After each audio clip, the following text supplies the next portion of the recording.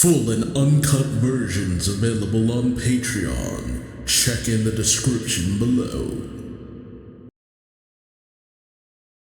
Greetings once again, Pokemaniacs. Duuz-Diz-Din back again with more of the Pokemon Adventures manga, where last time we had the conclusion of the Yellow arc, where Yellow battled against Lance, doing her absolute best, fighting above the spirit of what seemed to be a Lugia, and managing to best the leader of the Elite Four with her willpower and tenacity, and a little help from Red, Blue, and Green. And thus the Kanto region was saved from utter destruction. Pikachu, or Pika, returned to Red, and all seems to be well. But the question remains, what about the mysterious person that Green was communicating with? Who is it? And what was the deal with the bird that seemingly carried her away? I have a few answers and a lot more questions, to be honest. So let's see if they're answered as we enter into the Gold, Silver, and Crystal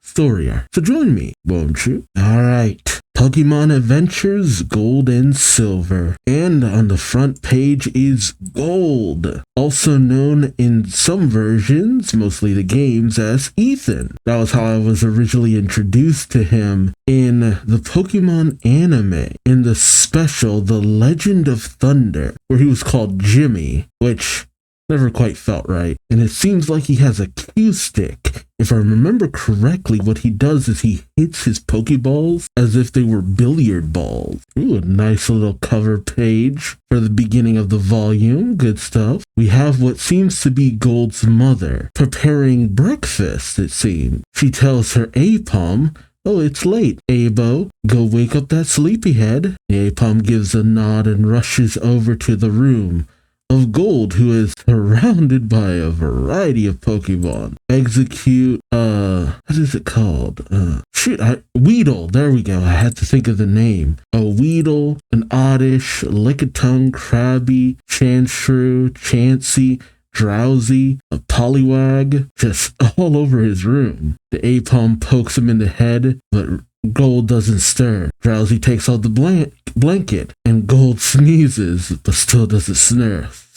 Oddish rushes on, just stomps on his head, but still nothing. And now you have a Metapod? Or, Kakuna, tapping him on the head, but still nothing. Oh, thanks to Drowsy, he finally starts to stir, as he's already putting on his clothes while half asleep. Gold says, "Huh? Oh, thanks for waking me up now." Then Lickitung licks his face and he laughs. "That tickles, thanks a lot." He comes in gleaming, saying, "Morning, Mom." The mom says, "You washed your face, I see." Gold nods, saying, "I sure did." Which, I guess in a manner of speaking, he washed his face. His mom then turns away, saying, "Your hair exploded again." Gold brings out a comb, saying, "I like it this way." He then brandishes a skateboard, saying, "Okay, let's go." And he takes off with his variety of Pokemon. And so you pick up in the Johto region of New Barktown, which, memories. We cut to Elm's Research Center, which is that away. Professor Elm is examining something through a microscope, saying, "Time flies.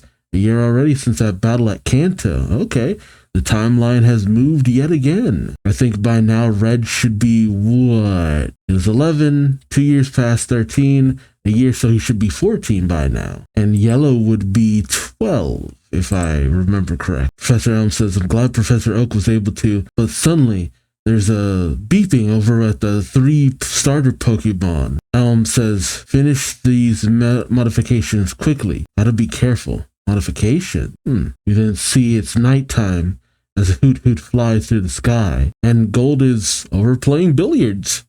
Okay. An announcement comes across the game center saying, "Next up, Boy and his Lapras. It's by me, so listen." Oh, okay. Gold says, "Hey, Abo, it's DJ Mary." DJ Mary, right. God, I haven't actually thought about her in a long time. She always kind of looked like a Nurse Joy to me, who just found another gig, as it were. And Gold and Silver had so many cool new features, including the radio system. Gold listens as DJ Mary's song comes across the airwaves saying, "Ripples in the waves, battles on the brain." Gold hits the cue ball into the stack of other balls, saying, not bad, not bad. The song continues saying, can you read my mind? Can you erase the strain? Hear me cross the seas? As Gold manages to sink a ball, but suddenly the song is interrupted, much to Gold's shock. Gold goes over to radio saying, hey, what's up with my radio? I better check the outside antenna. Wow, man, checking an antenna. That's archaic. Gold then looks out the window, seeing a figure lurking in the dark. Gold says, huh? There's somebody sneaking into our yard. Gold leaps out the window, coming across the dude brandishing his cue stick, saying, dude, you get up there and fix the antenna you broke, or wait, how do you know they broke the antenna? Oh, the figure is revealed to be a young boy. The voice says, wait, my name's Joey. I didn't do anything wrong. Joey has a rat-a-tat. Wait a minute. Is this youngster Joey? It's the kid who keeps talking about his goddamn rat-a-tat. Like, Joey, I swear to God, did you break into this yard to talk about your goddamn rat-a-tat? Gold says, aside from sneaking into my yard in the middle of the night, Abu, scratch. And his A-palm deals a scratch attack to Joey and his rat-a-tat. Good. Tired of this kid. Joey says, you got it all wrong. Look up there. We see a murkrow with a bag and a dish. Gold says that. Joey explains, a murkrow. I was delivering a piece of luggage and that murkrow just stole it. Gold hypothesizes, you must have taken my antenna too. Joey gives a sigh of relief saying, and you believe me? Gold says, oh yeah, this happens all the time. Causes Joey to fall over. Gold is a little too full of himself. Gold then says, not like I can't climb up there, but it's kind of a pain. How heavy is your bag? Joey says, I don't know. Kind of heavy? Oh. Gold then cues up a Pokeball saying, in that case, we'll go this route. He manages to cause the ball to fly up in the air with his A-palm in it. Joey says, that was an awesome shot. But what's the point? But A-palm's ball hits a nearby branch next to the murkrow. A-palm emerges, brandishing a rope. Okay, yeah, doing the carried item thing. A-palm then kicks murkrow in the face. Gold says, now get my antenna, and you might as well get this guy's bag too.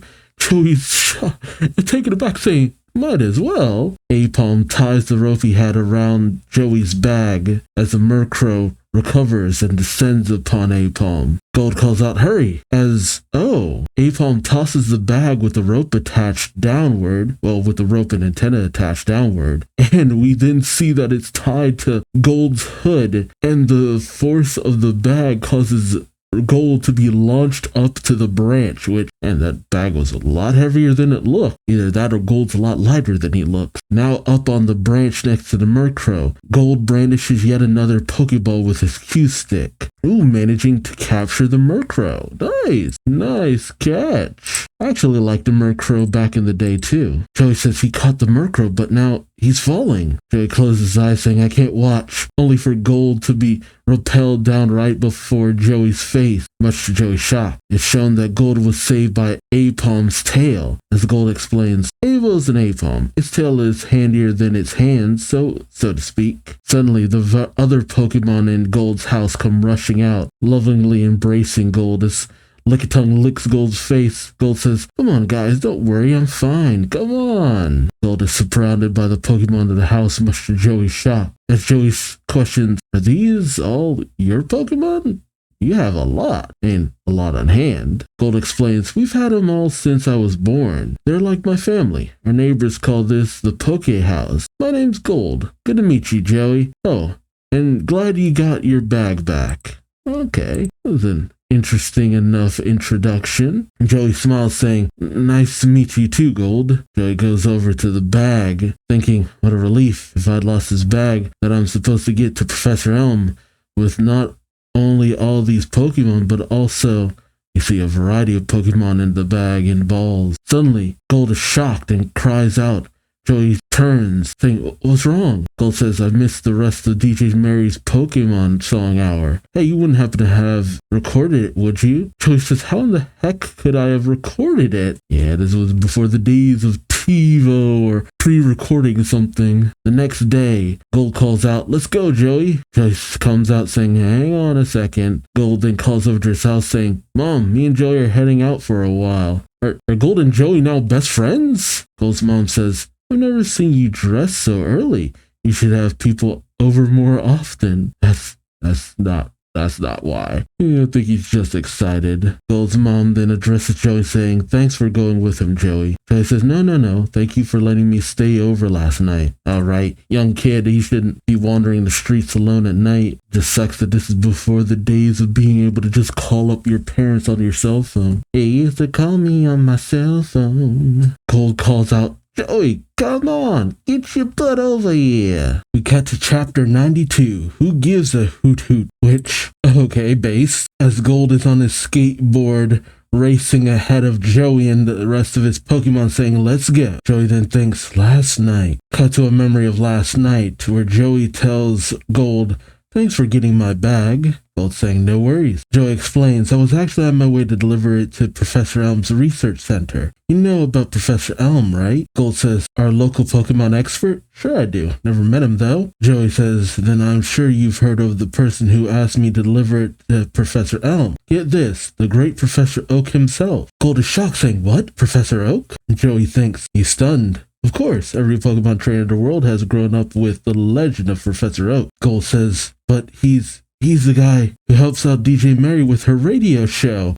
He pulls out a radio, much to Joey's shock. Joey gets angry, saying, he's a lot more than that, you know? The radio cuts on with DJ Mary saying, welcome to the Pokemon Hour. Oh no, that's Professor Oak saying, welcome to the Pokemon Hour. I'm Professor Oak, and I'll be your guide to the secrets of Pokemon. And Mary says, I'm his assistant, DJ Mary. Gold says, heck, nobody listens to that old guy, but that voice of Mary's. Man, Gold's down bad. Gold then realizes something, saying, hey, I got it. Joey questions, you got what? Gold tells him, are you going back to Oak's place after you deliver the bag? Joey tells him, yeah, the professor's doing research in Cherry Grove City, so I'll be going. Gold interrupts, saying, and I'm going with you. It's wild how so many of these adventures begin in no relation to the idea of kids going out on a Pokemon journey. It just kind of happens that way while they were trying to do other stuff. Joey says, what? Gold smugly says, as a Pokemon trainer, I feel I have an obligation to meet the great professor at least once. Joey thinks to himself, sure, and to try to scam your way to a DJ Mary autograph. Oh, ye of little faith. In present day, Gold turns back to Joey saying, come on, man, what's up? Joey says, is he for real? We then cut to the downtown New Barktown, where Gold rides into town with his Pokemon. The townspeople all react to Gold's presence as they call out, long time no see, Pokeboy. How you been? It's Gold from the Poke House. Good morning, Gold. Howdy. Hey. And Gold and his Pokemon give a wave. Joey's shocked, saying, you're so popular. Gold gets smug, saying, well, yeah. Now let's get this back to, huh? Here's a commotion on a nearby bridge and questions, what's going on? You see a man hucking Whoopa, saying, step right up for the Pokemon Capture Challenge. I will release all these Pokemon, and if you can capture every one of them within 1 minute, you'll win a fabulous prize. This Hoot Hoot will tell when you're out of time. 100 Poke per try. Oh, is that the name of the currency? Poke? Joey says, using a Hoot Hoot is smart. Its internal clock is famous for always being perfect. Gold then says, except he's gonna cheat. Joey questions, what? Gold tells him, just watch. As the contestant tries to, and fails to capture the Whoopa, saying, hey, stop. Hoot Hoot calls out, Hoot. The salesman says, sorry, minute's up. Next, the man who failed says, I almost had it. This bird keeper dude thinks to himself, this is just too easy, since I trained my Hoot Hoot to hoot whenever someone's about to win. Gold says, guess I've got no choice, as he grows angry. He takes a few Pokeballs out of Joey's pack, saying, watch my backpack, Joey. Joey questions, what are you gonna do? Gold just smiles, saying, I'm going to clean that guy's clock. Gold has too much of a mischievous gremlin energy for me. I'm just not used to this kind of personality coming out of this character. Gold runs up to the bird keeper saying, Mister, can I try? The bird keeper says, hey, it's your money, kid. Jeez. And with a fake innocent look, Gold says, I hope I can do it. I'm not good with Pokemon. Just love Joey in the background being like, is this dude for real? He's gonna grift a grifter. Gold then turns to his A-palm thinking, okay, Abo, and his A-palm nods. The A-palm goes up to the bird keeper's Hoot Hoot and does something. I'm not sure. The bird keeper then yells out, "Start!" And all of the Woopa go running. Apom goes around smacking the Woopa with his tail as the audience cheers, saying, "Get him! Get him! Get him!" As well as Joey saying, "Come on, Gold." Gold manages to catch several of the Woopa, with the bird keeper angrily thinking, this kid's pretty good. Okay, Hoot Hoot, time for a little premature hooting. But Hoot Hoot seems to have been incapacitated. Oh, did the Apom use confusion? As suddenly Hoot Hoot goes running in on the bird keeper, smacking at him. As the bird keeper yells, "Hey, what are you doing?" Gold smiles to himself and points to the bird keeper with a smug grin saying, "Looks like Hoot Hoot's telling you time's up on this scam you're pulling." The audience turns on the bird keeper saying, "Scam, huh? Now that you mention it." The bird keeper goes rushing off, dropping several of his Pokeballs and potions, saying, "Time for me to go home." The audience cheers, saying, "Hooray for Gold!" Though Joey thinks to himself, "I'm starting to understand why he's so popular. I mean, by all accounts, he shouldn't be. That personality of his is a little much." As Gold, addresses his adoring audience, saying, "Thank you," not noticing a shadow creeping into Gold's backpack, grabbing it by the strap. Gold happily says, "Case closed." I love that series. Now let's get to DJ Mary's autograph. Joey says, "I think I preferred it when you at least pretended to care about the professor." But Joey smiles, saying, "Still, that was pretty amazing." The starting attack Abo used, that was Swagger, right? Oh, Swagger. I always forget about that move. It confuses the opponent. You really have to know your Pokemon well to pull that off. Gold, now getting a little full of himself, laughs, saying, "I guess so." Though Joey does say, "Getting into trouble together has its perks, huh?" Although Gold then notices, pointing to his skateboard and his missing backpack, saying, Hey, Joey, the backpack I left right here, where'd it go?" Joey says, "What? I don't." Both Joey and Gold look around, Gold saying, "Okay, it's gotta be around here somewhere." But then Joey realizes, saying, "Oh, geez, wait a minute. Gold, your backpack was full of Pokemon and Pokeballs, right? Just like my bag. Maybe someone's trying to steal my bag, took yours by mistake." Gold said, Who'd steal a bunch of Pokemon they didn't know?" Joey tells them, "But there are also research documents from Professor Oak in there.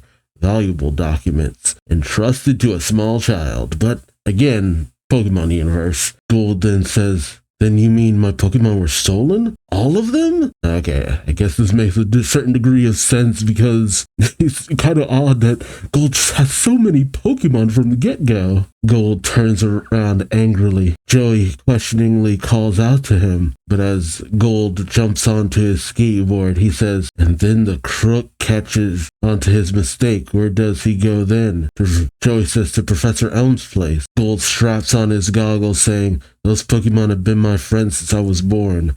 I won't rest until I've brought them all back. I'm coming, gang," and he takes off on his skateboard. We then cut to New Barktown and the eastern outskirts at Professor Elm's lab. There's a sudden slam behind Professor Elm, who is flanked by what is this? I actually don't remember what that Pokemon is. Sentreat. There we go. Man, I haven't had to think about that Pokemon in long time. Elm says, "Joey, is that you?" And as he goes out the door, he notices no one's there, saying, "That was quick. What did Professor Oak say?"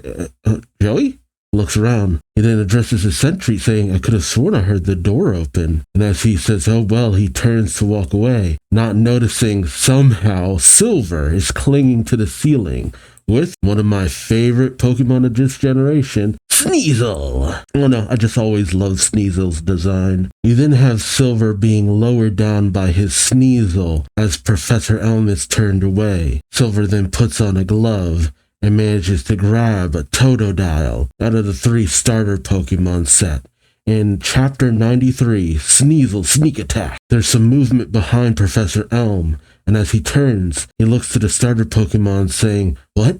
Totodile's Pokeball. It's gone." We then pick up with Gold and Joey arriving at Professor Elm's lab. Gold saying, so this is where Elm does his stuff, huh? Joey says, yeah, we've got to hurry and tell him about your stolen. But Gold stops and saying, hang on, Joey. The thief must know we're coming. Wouldn't be hard to set up a trap. We're going in the second floor window. Meanwhile, inside, Elm shouts, what's going on? How does the Pokeball just disappear? Not noticing Silver up on the second floor hiding with his Sneasel. Silver looks to the Totodile Pokeball thinking, perfect. Now I just have to slip out the window. Meanwhile, Gold is making his way up to the second floor with his Apom.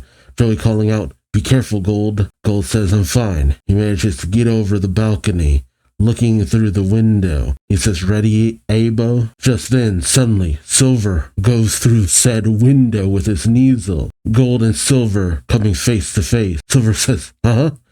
And Gold is just aghast. Silver then jumps up towards the ceiling of the laboratory, with Gold saying, hey, you. Hearing that, Elm looks to the second floor, seeing Gold, saying, who? You stole my Totodile. Immediately, Gold denies it, saying, did not. The Elm says, you expect me to believe. But suddenly, Silver lands right behind Professor Elm. Gold shouts, watch out. And as Elm turns, Silver has his Sneasel use Icy Wind, icing the floor underneath Professor Elm and his sentry. Elm slips, saying, no, no, no, no. And he falls, knocking himself out along with his sentry. Joey, hearing the commotion, says, Professor Elm, are you okay? He rushes in, saying, Gold, where are you? Immediately slipping on the same ice and knocking himself out. Dang. Just concussions all around. Gold calls out for Joey, and he then goes rushing towards the first floor, saying, let's get him, to his Apom. He tells his Apom, Abio, scratch. Though Silver says, Sneasel, protect. Sneasel and Apom rebound off of each other after the clash. Gold then recalls his Apom, bringing out his retractable Q-stick, which, that's kind of cool. Oh, okay, so he launches his Pokemon in order to kind of do a surprise attack. As Gold says, if we can't take him from the front, he then uses his Q in order to launch Apom's Pokeball behind Sneasel, with Apom popping out. As Gold says, come from behind. Apom attacks Sneasel from the back. As Gold shouts, give me my backpack. Though Silver doesn't respond, saying, what backpack? Gold says, don't play games with me. I'm taking it back. Gold then thinks, big words, but there's something scary about this guy. And I'll probably never get away with another surprise attack. So what do I... He backs into the shelf with the 3 starter Pokemon. Well, now 2 starters. Gold turns, saying, thinking one's missing. Remembering Professor Elm's accusation and noticing Silver with the Totodile in the Pokeball. Gold then steps up to the stairs where Silver's on the second floor, saying, so you don't just snatch backpacks, you're a kidnapper too, eh? The Cyndaquil in one of the Pokeballs starts to shake and rattle. Gold thinking it's angry, of course. I know what it's like to have one of your friends taken, he says to the Cyndaquil as he picks up the Pokeball. Looks like we both want something that this creep stole. What do you say to combining forces? The Cyndaquil nods, and Gold says, okay, releasing Cyndaquil. But I don't even know what kind of Pokemon you are. What am I supposed to call you? Suddenly, Cyndaquil's back ignites. Gold saying, you, weird. Your backside's as explosive as my hair. Which, they keep saying that, but his hair's not that wild. Not by anime protagonist standards. How about if I call you Expo? Yeah, okay. Let's do this, Expo. And Silver readies himself with the Totodile. Meanwhile, outside, Team Rocket. Rocket Grunt laughs. All the precious research that Oak and Elm wanted to keep to themselves, and now it belongs to Team Rocket. And who'd have thought that all we had to do for it was grab a backpack off the ground? Now open it and let's... What? They see the Pokeballs inside. Seeing all of Red's Pokemon, they say, these aren't the Pokemon they said we'd find. It can't be a wrong bag? But it is. We messed up. We've got to find that kid again. Hey, what about this bag? Just throw it away. They drop Gold's backpack, and his Poliwag's Pokeball rolls out into the river, floating away. Oh, that's kind of sad. That's actually really kind of sad. How's he going to get that one back? shoot, how's he gonna find his bag? Oh boy. We pick up in chapter 94, Elekid Incorporated, as Gold and Silver face off against each other. Gold shouting, "Give me my backpack." Silver doesn't respond. I love the way they draw him in shadow despite the fact that we fully know what he looks like. I gotta say, this face-off is a lot more intense because they change up the characters' personalities a lot. Because in the game, the character of Gold is a lot more reserved. I mean, he's the protagonist character. You don't really outright get a personality from these characters from the onset. You know, the character of Ethan from the games, he comes off as a very confident young man, and even the character of Jimmy from The Legend of Thunder. But this version, this Gold, he feels very punky, very sporty kind of kid, which isn't a bad thing. But with the character of Silver, there was an outright mischievous nature to Silver from the get-go. Though I say that having not played Heart Gold or Soul Silver, which I always regret. But Silver always felt the typical rival personality. He was haughty, he was impatient, he was dismissive. It was only through the course of the game that you see him grow into a much more reserved character that he becomes later down the line. And a little bit on the intense side to a certain degree too. Not that I'm saying that's a bad thing, because what they've done with his character here is it keeps him more mysterious. It would be easy to dismiss him if he was the cocky kid who was in the games, but the way they portray him here is fascinating. Silver doesn't respond to Gold's threat. Gold saying, "Okay then, Abo." And as A-Palm launches at the Sneasel, who dodges out of the way. As Silver and Sneasel make their way to the second floor, Gold says, "He's too quick." And as they leap out the window, Gold says, "Get back here. I'm not letting you get away." Oh, dang, the skill. Silver jumps to the trees, grabbing branch to branch to branch as he makes his way out. Gold saying, "Hey, Expo, I don't know what kind of attacks you can do, but that flame on your back's a weapon, right? Well, if there's ever a time to use it now." And Cyndaquil lets out a torrent of flames, burning the branch that Silver managed to grab a hold of. Gold tells Cyndaquil, "Okay." As Silver lands on the ground, his hand alight, saying that hurts. Takes off his glove and he says, "Sneasel, you've got to," only to be met by Gold's cue stick at his throat. Gold saying, "Too late." "Take a look around you." Silver looks around, noticing he's surrounded by flames. Gold says, "I got tired of chasing you around, so I decided to contain you with a ring of fire." Silver then reaches behind his back, trying to pull out his Pokédex. The Gold sees it, saying, "Hey, what are you up to back there? No tricks. Give me my backpack and give Totodile back to Expo right now." Gold not noticing a figure moving in from behind. Gold is suddenly struck, much to Silver's shock. And as Gold hits the ground hard, it's one of the Rocket Elite trio. I forget who's who. It's Ken, Al, or Harry, one of them. He says, "Sorry to interrupt your fight." Silver says, "And who are you?" The Elite trio say, "Oh, I'm so glad you asked that. We are Team Rocket, and we're launching our comeback. Your friend mentioned a backpack. That answers one of our questions. We're after a bag containing something precious. We weren't counting on our target linking up with another kid with a bag." Silver looks to the down Gold, thinking that's what he's been saying. The Elite trio says, "And now, since we've come all this way, let's go take Elm's Pokemon too." He says as he turns to the laboratory, saying, those are the special ones he's been studying: Chikorita, Cyndaquil, and Totodile. Silver brandishes Totodile's Pokeball, saying, "Tough luck. Already got Totodile and Cyndaquil. Is the one you just took down." The Elite trio say, "What? Then we're going to have to take you down too." Silver pulls out the Pokédex, getting information on the Elekid that Team Rocket has. Silver thinking, that's Elekid. Not too good against that type, but brings out Totodile. The Grunt saying, the Elite trio member saying, "You're going to use a Pokemon you just stole? They won't listen to you if they're not used to you." The Silver says, while looking at his Pokédex, "Sometimes it's better when they're not used to me." Oh. Totodile, frustration. And Totodile unleashes his attack on Elekid and the members of Team Rocket. Silver then rushes in, Man, he's pulling a Nami.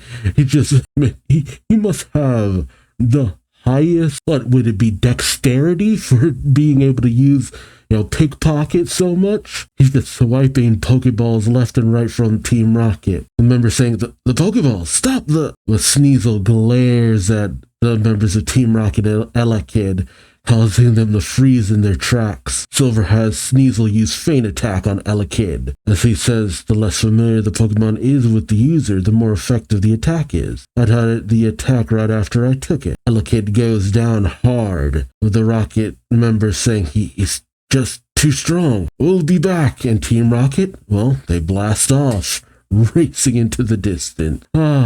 Wouldn't be Team Rocket if they weren't being beaten up by kids. Later, Gold finally manages to wake up. A figure saying, awake at last, are you? Gold says, huh? Who are you? And the man says, the police. Did you set fire to this lawn? Gold looks around saying, police? What? But there was this thief and I was... The officer says, I need you to come with me so I can take your statement. If you resist, I'll have to arrest you. Gold says, statement? Arrest? Wait, no, I'm the victim here. But he then spots Joey talking to another officer. Gold calls out to Joey, saying, tell him I'm innocent, Joey. Joey says, he's my friend. Gold, Professor Elm injured his hip and had to be hospitalized. Jeez. His assistant's there with him now. The officer says, according to Professor Elm, whoever stole Totodile attacked him from behind. He never saw the perpetrator's face. How about you, Joey? Joey says, I passed out as soon as I stepped into the research center. So no, which this officer says, which means you're the only one who saw the suspect's face. Will you cooperate? Gold says, sure. And as Joey goes with the officer, Gold looks down, noticing Silver's burnt glove. He says, the burnt glove he tossed. He pockets it. We then cut over to Cherry Grove City. See, I'm not as familiar with the locations in Johto as I am Kanto. I think I'm only still familiar because I played Let's Go Pikachu not too long ago. I do wish they would bring all of the Pokemon games to like a virtual console or something like that, so I could play through some of them, especially the updated versions and all that. That would be cool. Gold says at the police station, oh, I get it. This is one of those composite drawings. About my height, blue fleece top, black boots, long red hair. He yawns as he's talking to the police. The officer says, the face is what really matters, son. We're counting on you. Gold ponders for a moment and then says, big googly eyes and a flat nose, thick lips and chubby cheeks. The figure ends up looking nothing like Silver in terms of the face. And so outside the station, the officer says, thanks for your help. It's late. If you'd like to spend the night. But the Gold takes Joey and zooms off into the night saying, thanks, but we've got places to be. We cut to Gold and Silver and Joey camping out. Which I'm still weirded out the fact that Joey's a companion in this. I'm just too used to the companions being like gym leaders, essentially, or at least another protagonist, but freaking Joey and his Rattata. I'm not trying to put the character down. Yeah, Joey's cool and all, but just Joey and his goddamn Rattata. Joey and his goddamn Rattata. Joey asks Gold, why didn't you want to sleep there? The Gold doesn't respond. Joey continues looking at the picture that Gold had made up of Silver, saying, I mean, now that they've got this picture, I'm sure they'll catch him right away. But Gold tells Joey, that composite picture, it's a fake. It's nothing. He's nothing like that. Joey says, what? Gold, petting Cyndaquil, says, I can't leave this up to the police. I'm gonna catch him with my own hands and give back my bag too. Right, X-Bell? So, we've got to make a real composite picture for our own use. You have a laptop, right? And as Joey's typing away at the laptop, Gold says, yeah, mean little eyes. And now, I guess they have a portable printer too? Like, Davis, this was the early 2000s, buddy. I don't think you had that kind of technology at the ready. But a perfect picture of Silver is made. Joey asks, saying, Gold, I was wondering. Gold says, what's up, Joey? Joey says, doesn't it seem like all these things are happening so fast? Right? Freaking manga's front-loaded. Why do you think that is? Gold says, I don't know. A figure approaches in the night saying it means that fate is making its move. Joey says, You're Professor Oak. why are you here? Why indeed, as Oak steps out of the darkness with a ladybug and a Stantler. Man, we are really pushing these newer Pokemon. Gold says, hey, I don't need your help, okay? Which, Jesus, Gold, come on, buddy. And Joey's taking it back saying, Gold, dude. But Oak says, you may not have a need, but I need something from you. I came here to on a tip from the police. The boy you confronted, was he carrying something like this? He says, brandishing the new Johto Pokédex. You gotta love how all these parts of it just flip open here and there. Just like, that seems wildly unnecessary, but okay. Gotta love how it looks like a Game Boy. Game Boy Color, to be exact. Joey says, but what is it? Oak explains, a device to record data. All possible Pokemon data. My latest Pokédex. Gold listens intently, and then says, you're asking me if that guy had one of those? Well, he was hiding something, and now that I think about it, it did look like that. Oak says, I see. Things are clear now. Only made 3 of these. 3 days ago, one of them disappeared. Joy says, what? And that means yes. My Pokédex and Professor Elm's Totodile were probably stolen by the same thief. In Chapter 95, Stantler by me. Gotta love these puns. Joey questions, your shirt was stolen? Oak says, yes. From the very place I gave you this assignment. My secondary research center on the outskirts of Cherry Grove. The same place where I record my radio show. Gotta get that plug in where you can, huh, Oak? Joey says, the professor's real home is Peloton in Kanto, but he comes to Johto for various reasons. And his granddaughter, Daisy, house sit. Oh wait, Daisy lives out? Is that in the game? Huh. Gold says, I don't need to know his personal life. Gee, Gold, you're so dismissive. Listen, old man, this Pokédex thing, does it have any features? Sell it to me. What would make it useful in battle? Oak says, sure it does. It will instantly reveal your opponent's level and types of attacks, which that really does come in handy, especially when you get to the more better and better versions, knowing weaknesses and all that. Gold says, I knew it. He was using it to figure out what kinds of attacks his Pokemon should use against Expo. Because whenever he says Expo, I think Xbox. It's like short for Xbox. Oak says, in any case, I appreciate your confirming this for me. I'll go to the police and... Gold says, hold on. Oak turns as Gold says, now there's something you have to confirm for me. You work with DJ Mary, right? Really? Joey calls out to Gold. The Gold says, okay, forget DJ Mary. For now, what I really want is that Pokédex. Give it to me. Gold, come on, buddy. Oak says, Joey says, give it to you? How can you ask such a thing? I'm sorry, Professor. He's been through a lot today and he's not in his right. Gold says, I'm not crazy. Oak says, listen, Gold, is it? I only have 2 of these left and I created them specifically for my own research. I can't give this to you. Gold says, yeah, I get that. But I'm going after the guy who stole your other gadget. And how do I fight him if he's got one and I don't? This is for you. And I don't think you want me to fail. Just the cojones on this kid. Oak says, I already said no. Gold responds, then can I borrow it for a while? Oak says, no. Gold says, you could just make another one. You're a genius, right? Oak tells him, I can't make one that quickly. Gold says, please. Oak says, no. Try to understand this. I've only given Pokédex to trainers I trust to gather thorough and accurate data for my research, which I feel like only half of those people were really qualified for that. Like, no offense to the girls, but red and blue were a lot more qualified than green and yellow, and who have character and skills to help others. Okay, that's more green and yellow. Don't give them to people I don't know, which is absolute bull hockey. He's given it to Red. Oh, it's mostly Red. Did he create another Pokédex for Yellow? Or was it just that he handed over Red? Because then you still gave out a Pokédex, dude. And you barely knew Red and gave him a Pokédex. You barely knew Yellow and gave her Red's Pokédex. You somewhat knew Green, but, I mean, it was weird. Gold says, skills, huh? You're fine if you've got skills, huh? Okay then. Avo, scratch.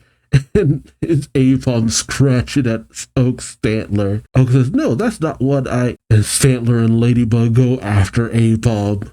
Oak saying, stop that, Stantler, Ladybug. Gold says, there, Avo. And as the A-Palm goes into attack, Oak pulls out the Pokédex saying, if that's how it's got to be, Stantler, Confuse Ray. And the Confuse Ray hits A-Palm and throws it for a loop, much to the shock of Gold and Joey. Joey says, well, what? Gold sees A-Palm flying through the air saying, Avo. He runs in and catches it saying, gotcha. Oak tells him, will you listen to me? Even if you somehow defeated me, I still wouldn't give you the Pokédex. Gold says, but that's stupid. Nobody could use that thing better than me. Oak takes a moment, then sighs, saying, thank you, son. Because you've just confirmed my opinion that you are not ready for a Pokédex. Gold says, what? Oak tells him, you're the type who flings himself headlong after whatever he sets his heart on and won't hear any argument. That's a fine trait, to a point. But when you can no longer consider any of the people or issues around you, you've lost control. To someone like you,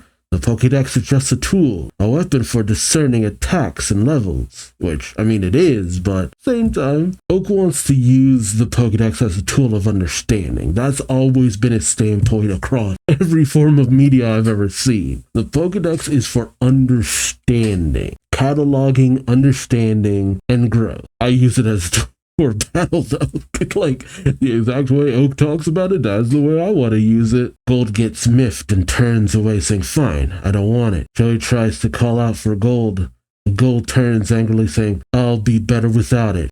You just watch, old man. And he races off, A-Palm sticking his tongue out. Joey racing behind Gold, as Oak just watches them leave in silence. Later, we see A-Palm and Cyndaquil running laps. Joey watching with his Rattata saying, to show up for the professor, he's taking up training. Although this isn't the kind of training they usually mean in the Pokemon community. As A-Palm and Cyndaquil fall to the ground in exhaustion, Gold says, squat hops, 100 laps. Joey says, now that's just cruel, Gold. There are gentler ways to... Gold walks away in a huff saying, forget it.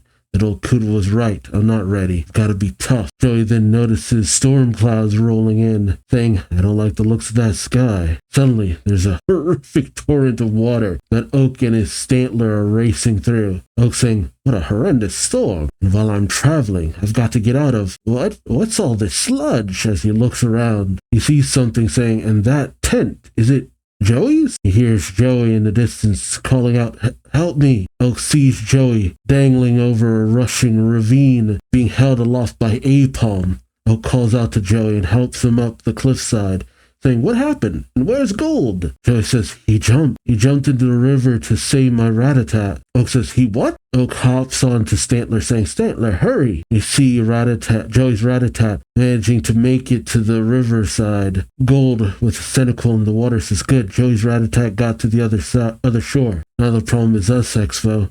Can you follow Rattata? But Cyndaquil doesn't respond. Gold thinking, is too exhausted because of the training I put it through. He then recalls Cyndaquil into his Pokeball, saying, I'm sorry, Expo. I did this, and now I'm going to save you. You will see Totodile again. Oh, he uses his Q-stick to launch Cyndaquil to the riverside with Rattata. He then says, okay, readying himself, but the current gets too strong. As Gold says, that leaves only, and he swept away, saying, slipping. Waterfall thinks I'm doomed, only to suddenly not be doomed, as Ladybug has managed to get him into the air. Gold saying, what the? Later, Oak says, you fool, what did you think you were doing? If I hadn't happened by, you'd probably be dead by now. Joey says, Professor, I think that's enough. And do you know why Oak says, and do you know why the ground was so sludgy and slippery in the first place? Because of your excessive training, that's why. Joey interrupts, saying, but he saved my Rattata.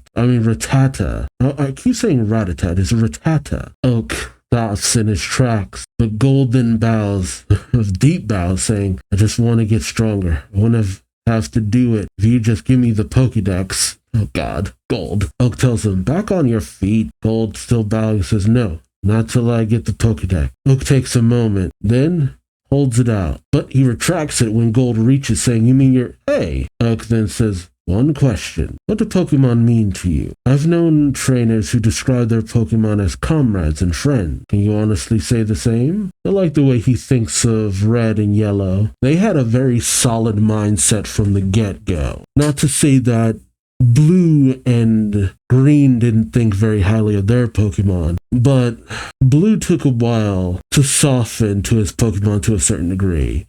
He's a bit of a taskmaster, but he cares for his Pokemon. While Green, she's not down on her Pokemon or anything, but we never really get to see her just have a moment with her Pokemon like we see with a lot of the other trainers. Gold doesn't respond. Oak saying, I'm waiting. But as Gold turns to Cyndaquil, he says, honestly, I can't say that friend or comrade is right. He pats Cyndaquil, picking it up, saying, Abos lived with me forever, so Abos like family. But Expo I just met at Elm's Research Center. Expo wanted to clobber the guy who stole Totodile, and so did I. So even though we just met, we could fight together. We lost that round. But we're gonna stick together till we win. I want to be that way with every Pokemon I meet from now on. Not just friends or comrades, but partner, united by the same goal. Oak thinks, trainer and Pokemon partner. Good answer. So take this and be grateful.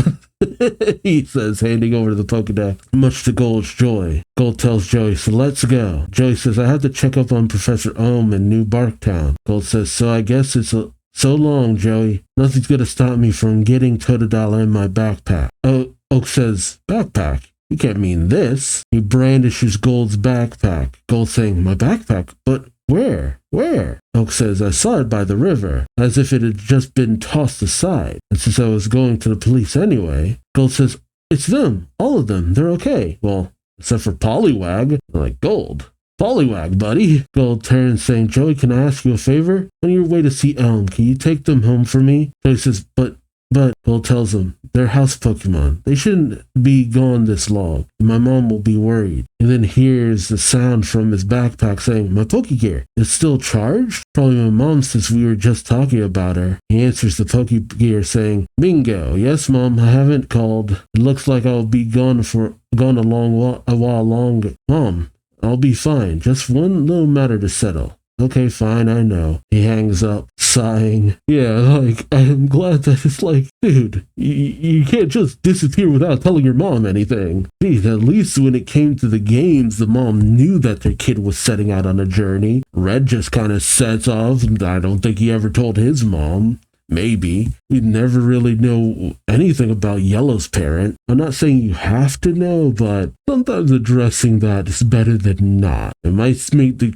parents seem a little negligent allowing their kids to just go off on their own, but at least it being an understood thing that these kids are traveling is better than nothing. Golden pulls out the picture of Silver as well as his glove, saying, okay, my clues to this guy, a picture and a glove. He then notices the Silver's name on the inside of his glove, which I'm kind of shocked that he would do that, especially with all the stealing he does. Gold thinks to himself, why would he have Silver stitched into the inside of his glove, unless that's his name? Gold then waves to Oak, saying, okay then, I'm off. See you, Joey, and you too, Oak. Oak says, changing already. Suddenly I'm Oak instead of just old man, right? Gold straps on his goggles, his Pokegear, his Q, his backpack, his one other Pokeball, which has the Apom inside, and Cyndaquil following behind his skateboard that Gold jumps onto with his new Pokedex, saying, let's go, partner, and he takes off. We then cut to New Barktown General Hospital, where Elm is being treated with his thrown out back. Oh, he's being propped up with a thrown out back, with Sentry and his assistant on both sides. His assistant saying, Professor, are you okay? Elm says, I can't believe this happened to me. Ow. The assistant says, what I can't believe is that somebody broke into the research center and you didn't even see him. Elm tells him that I was concentrating on my research. The assistant, pulling out a Togepi egg, says, well, there's one good thing. It wasn't the egg that got stolen. Elm says, yeah, there's that, I guess. Suddenly, there's a call from the computer. They turn, seeing Gold on the monitor saying, hiya, Professor Elm. Elm says, you. Gold says, the name's Gold. Sorry I didn't have time to introduce myself before. How's your back? Wait, I don't have to ask. Time to waste on small talk. Much to the shock of Elm and his assistant. Gold says, I'm sure you heard from the cops, but they still haven't found your Totodile. The good news is, this friend of yours is going to be helping me. Elm is shocked, seeing Cyndaquil. Gold says, we'll catch that crook and bring back your Pokemon. And you just keep out of it. Gold, buddy. Over. and he hangs up. In chapter 96, number 1 Dawn fan. Elm, his assistant, and Sentry are all shocked. The assistant questioning, what was that all about? Elm slumps in his bed saying, I have no idea, except now it looks like I've lost Totodile and Centicoil. Later, we pick up with Joey and all of Gold's Pokemon, saying, I thought I should return these Pokemon to Gold's mother before I went to see Professor, but he's outside the house saying, this isn't easy, pacing back and forth. He's been gone a really long time. He didn't call. He won't tell her where he's going or when he'll get back. He's going to be really furious. And Joey thinking of Gold's mom saying, did you put him up to this? Speak of the devil, she opens the door saying, who is it? Much to Joey's shock, Gold's mom races out saying, Joey, where's my son? Joey says, but then she turns around saying, whatever, he'll come back eventually. That feels so negligent. Joey's taken off guard thinking, I finally know what they mean about the apple not falling far from the tree, right? Joey hands over all the Pokeballs saying, these are Pokemon that Gold asked me to bring home. He said they're house Pokemon. Gold's mom says, oh, that's so sweet. But as she looks at all the Pokeballs, she says, that's odd. Joey asks, what is it? Mom says, there's one missing. Poliwag. Gold says later, Polibo? You're sure, Joey? As he's talking on his Pokegear. I love the Pokegear. It's essentially the precursor to more regular cell phones, at least in the Pokemon world. Why they didn't just make the Pokédex also a communicator is also kind of beyond me, but we kind of get there eventually. Praise be to the Rotom phone. A Rotom Dex, I guess you could say. The evolution of the Pokemon technology system really is a sight to see. Gold thanks rats. I was so happy to get them back that I didn't count to make sure. I'm so sorry, Pablo. Polibo. Oak said somebody tossed the pack aside by the river, probably with the zipper open, so Polibo's Pokeball could have rolled into the water. I've got to hunt this silver down, but Polibo comes first. Just hang on, partner. I'm coming. He cut over to Route 31, where Cyndaquil waits by Gold's backpack as he dives into the water alongside his Apom. Gold thinks, where are you, Polibo? He emerges from the water, saying, it's no use, Polibo's nowhere around here. Does that mean Polibo got carried further downstream? So many false leads, dead ends, as he looks to a horde of, I can't remember what they're called. Chinchou. There we go, Chinchou. He managed to catch while diving. He then takes off with his Pokemon saying, I'm not giving up.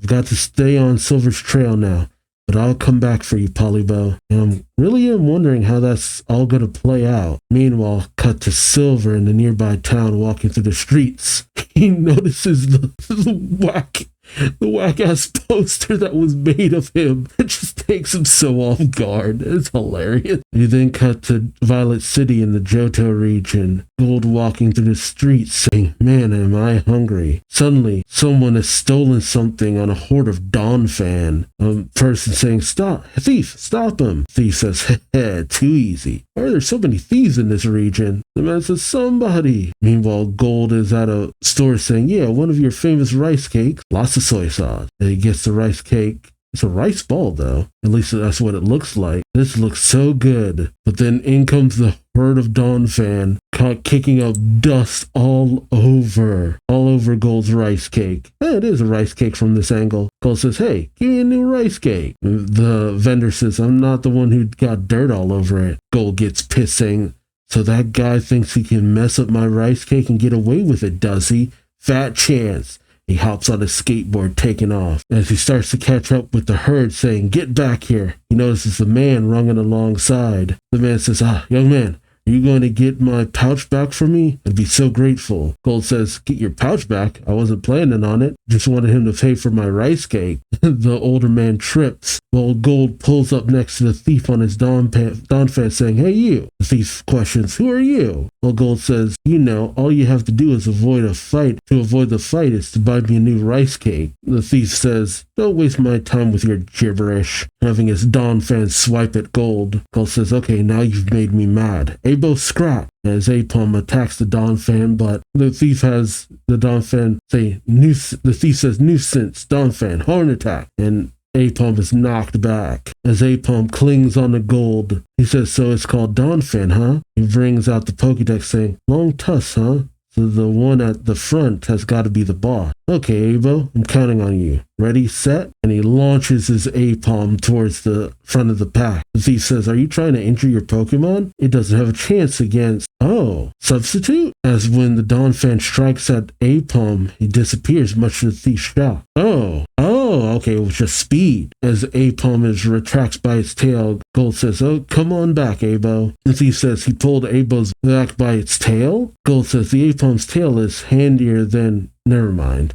You might want to look where you're going because your Donphan is spinning out. The thief notices he's headed for the brick wall as Gold brings out his cue stick, tripping up the front, leading Donphan into the wall. As the thief crashes, he lets loose the bag that Gold manages to catch, saying, that's why I never followed the herd. You're such a weird kid, Gold. Cut to later, where Gold is just chowing down on rice cakes, laughing, saying, you're too generous. I really don't deserve this. It's enough reward just to know that I did the right thing and brought a criminal to justice. But both the food vendor and the man say, think liar. The older man says, still, I'm pleased that this pouch is safe. My name is Earl, and I run a Pokemon Academy here in Violet City. Earl. Oh, the dance guy from the anime. Oh, okay. I don't remember him too much from the game, but I distinctly remember him from the anime, because he just twirls and twirls and twirls. I was supposed to give the documents in this pouch to someone today. Professor Elm's assistant. Gold is shocked, spitting out his food, saying Professor Elm's assistant is going to be here? As, well, we see Earl doing the twirl. In the confusion from Gold, saying, what? Cut to New Barktown, where Elm, still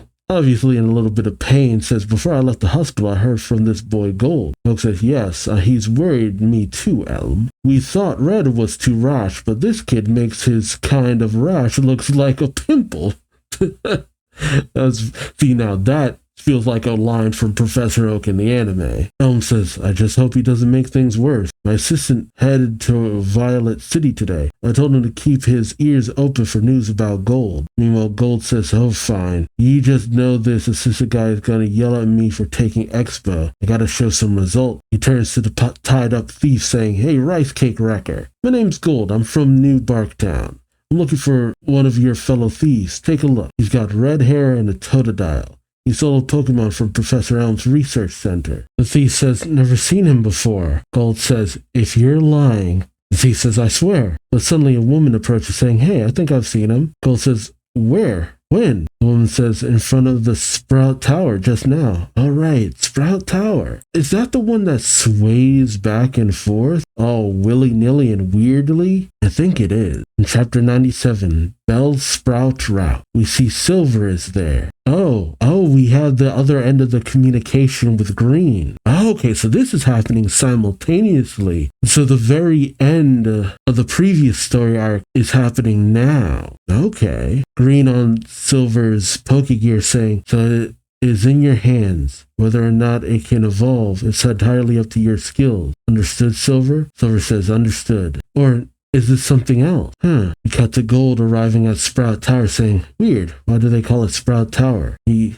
picks up a brochure that says, legend holds that the tower was built around a 100-foot Bellsprout. That's insane. He then scales the outside because he can't enter doors like a normal person, saying, anyway, I don't care about legends. I just care about catching that lousy Silver. If he's trying to steal something from here, he'll probably use his usual trick. If I'm going to catch him, I gotta act like him. Which, you act like him and you're going to get arrested, kid. He travels through the mechanisms of Sprout Tower saying, what's all this machinery, I wonder? He ducks under gears and cogs, giant in size, saying, whoa, okay, where is he? As he looks around. Suddenly, several of the sages of Sprout Tower approach. Right, God, I remember taking these guys on. I don't miss that. Gold is taken aback as the sages say, you have come to train in Pokemon combat? Gold tries to shake his head, but the sages say, we welcome you. I am Chow, Nico, Edmund, Chin, Neil, Troy. You shall be called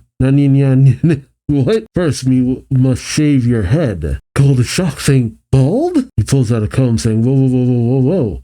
I happen to like my hair.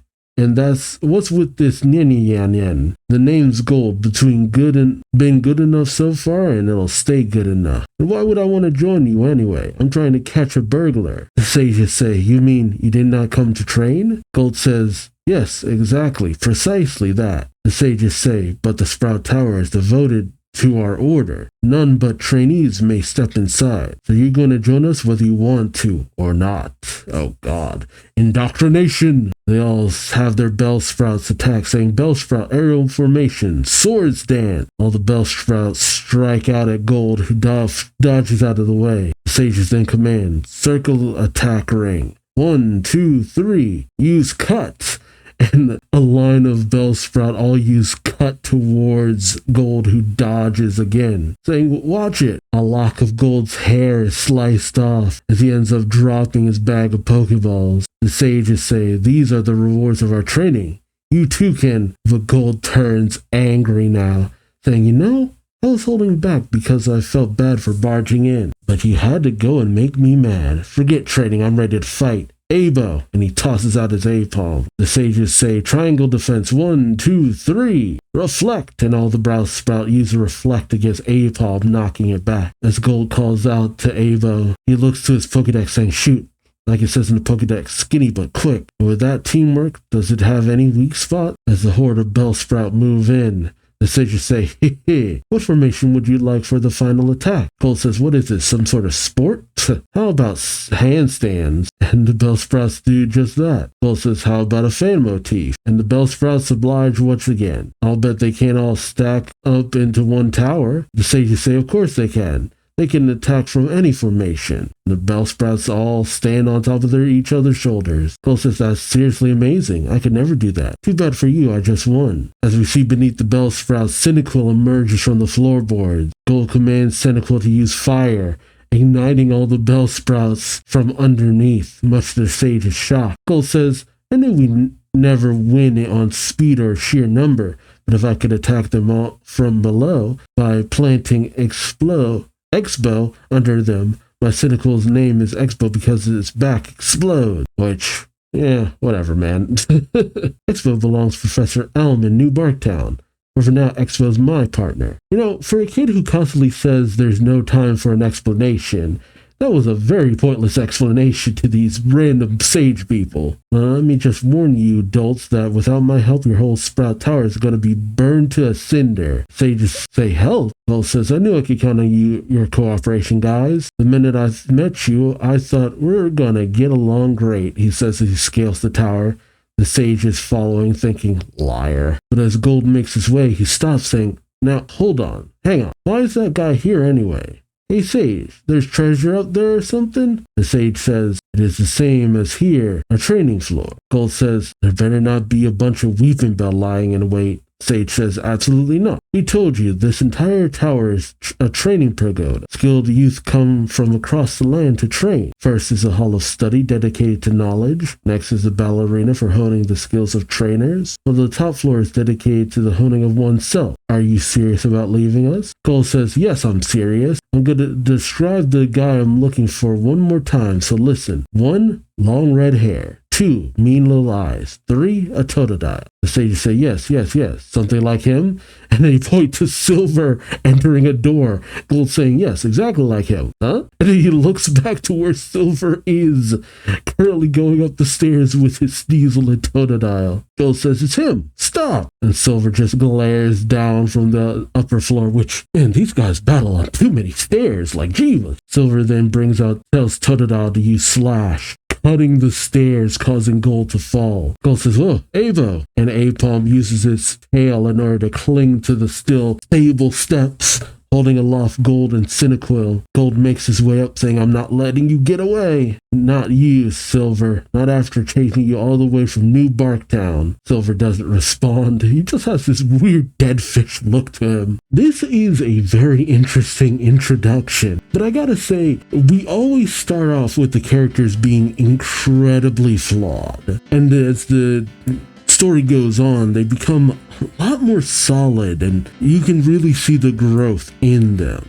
they don't start off as the most competent of characters. Red was very full of himself and headstrong, but as time went on, that he had a right to be full of himself. He achieved a lot of great things. Blue, also very dismissive and a little overly ruthless, gained a lot of insight and empathy. He could still be a little bit rough, but a good person. Green, just constantly using people, and it's not as though she stopped, but it was also still a degree of compassion.